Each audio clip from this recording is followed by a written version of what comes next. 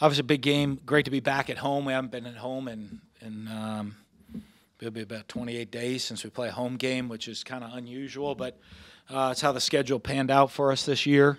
So, the last time we were at home was electric atmosphere. Fans gave us a great home field advantage, and that's so critical in this league.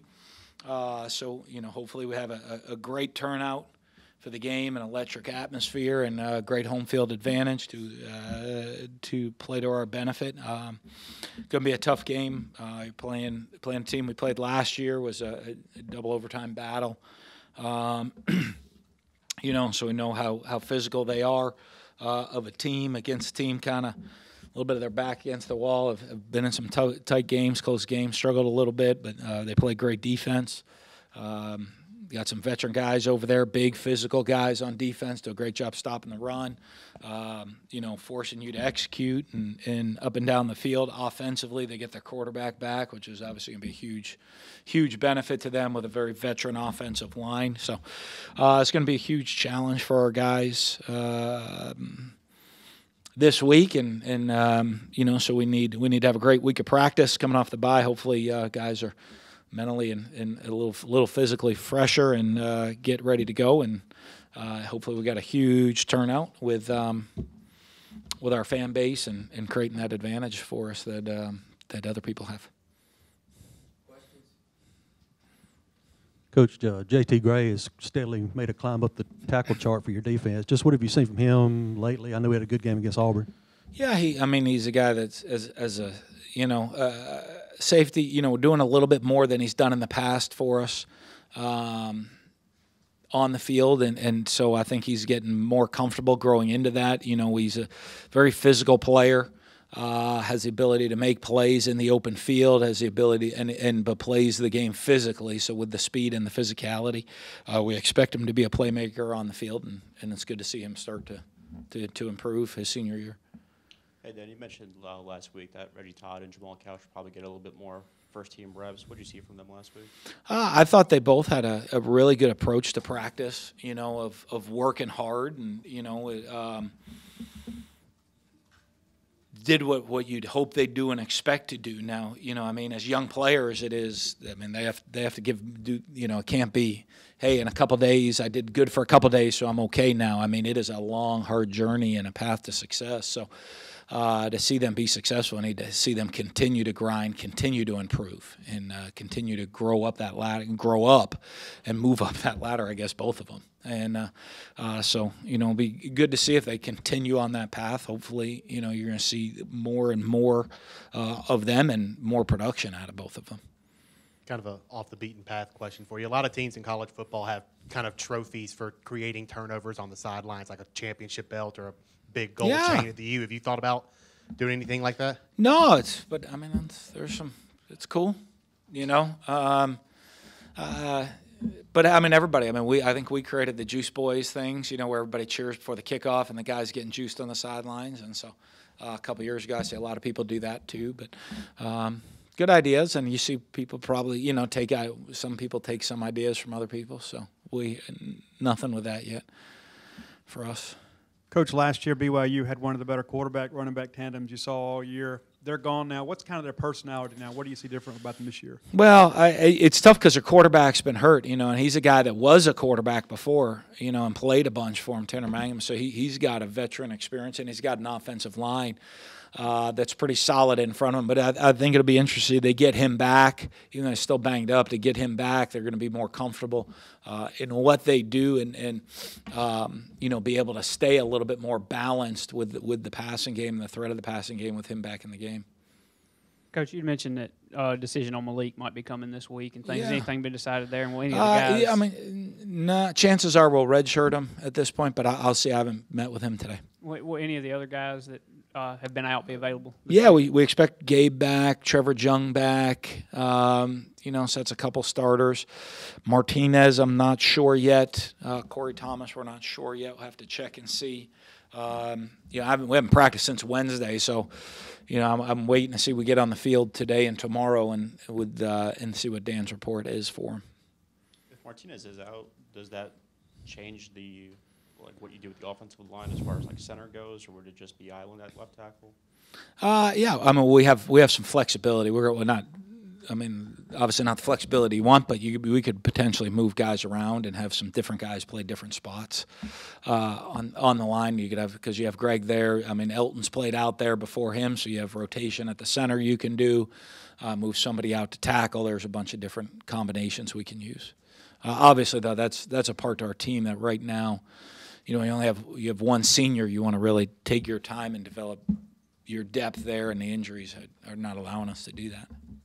Kind of expanding on Jamal and Reggie Todd, you talked about being consistent. Is that just something that comes with experience or more reps, or your thoughts on that? Yes and yes. You know, I mean, you got to do it 10,000 times to know what you're doing. So, you know, and they're both guys that were, you know, a little bit raw coming out of high school, and so they're both developmental guys that have a lot of talent and ability. So it just takes a lot of work, you know, for them of understanding how to be an every down wide receiver, but they have the potential.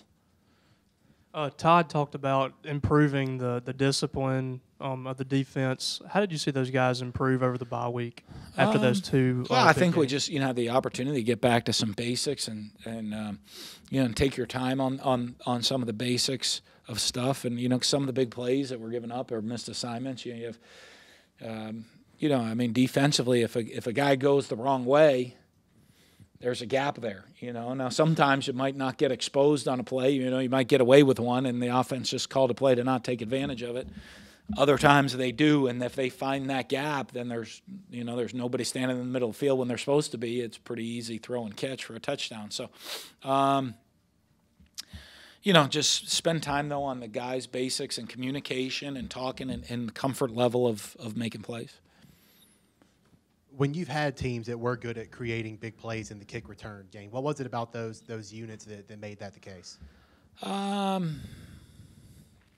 mean, it's a lot of different things. It's really the guys blocking. You got to have a returner that trusts what's going on, but you got to be really disciplined within the blocking and what you're doing. It's kind of when it's hit the most, and it depends a lot on who you're playing. The opportunities you get sometimes are good. I think in my years of coaching and working with kickoff return, we led the country in kickoff returns once. It was 2003 at Utah. But unfortunately, I think we had one game where we had a bunch of kickoff returns that we hit 3 of them. And so you really don't want a bunch of kickoff returns in a game. But we ended up getting a lot of yards, and that put us up statistically wise. So, it's just it's the guys executing it up front and the returner trusting it, and then depending on the situations of the game of how many opportunities you get. Todd mentioned that this has probably been the most productive Grant Harris has been for his career here. Why do you think that's been the case? I think he's just he's just grown and matured right now as a junior. When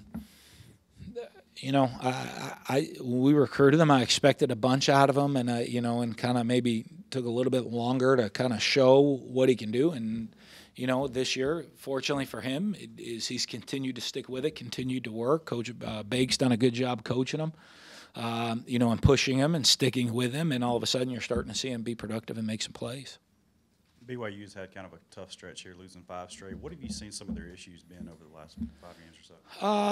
Well, it's a bunch. One, the turnovers I think have hurt them, like anything, and so I think one of the things you gotta look is they've had some self-inflicted errors that you look and say, okay, well, boy, they've struggled these games. Well, take away those self-inflicted errors, they don't struggle.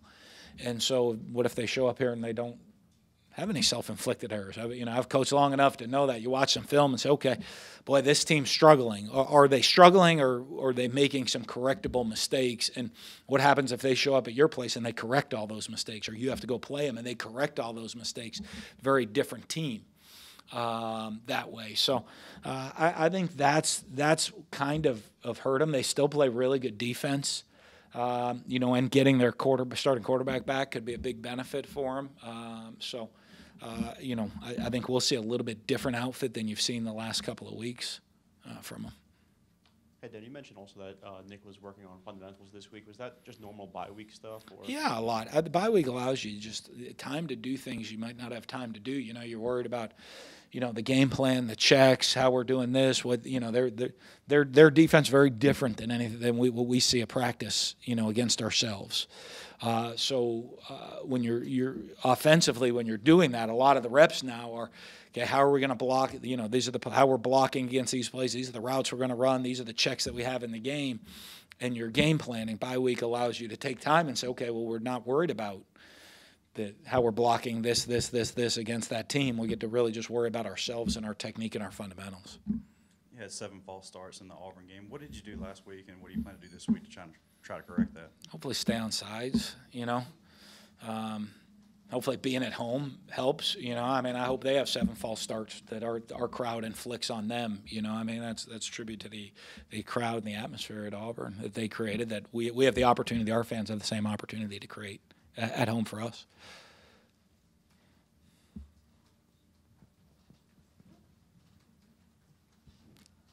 Des Harris is, you know, he's come on as a senior, one of your defensive leaders and things. Was there ever a point with him, with all the injury stuff that he had to go through, where you probably looked at him and thought that there's no way he would get to this level that he's at right now? Yeah, not as a player, because you always thought he'd have that. I always thought he had that potential to become a really good player for us, and he had a great personality. I guess the question is does he have the mental fortitude to go through all the adversity of coming back from multiple injuries to get here, you know? And so I thought there were times where, you know, he might just hang it up and just say, hey, you know, it might not be for me. And but I think if there was with him, and I think, you know, even you talk, but he was able to fight through it and push himself through it, and I'm sure right now he's very happy that he has.